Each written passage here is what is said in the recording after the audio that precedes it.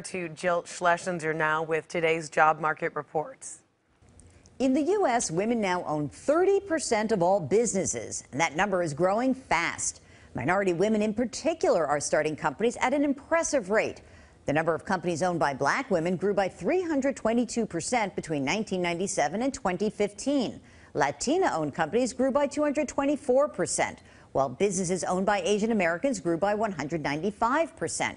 During the same 18-year period, companies owned by white women grew by 40%. Why are women turning to business ownership in such large numbers? The National Women's Business Council suggests low interest rates, combined with a record number of women earning college degrees and the loss of jobs during the financial crisis, all paved the way for this growth. The most popular industries for women-owned businesses include healthcare and social assistance, educational services, and administrative support and waste management services. I'm Jill Schlesinger for KPIX 5.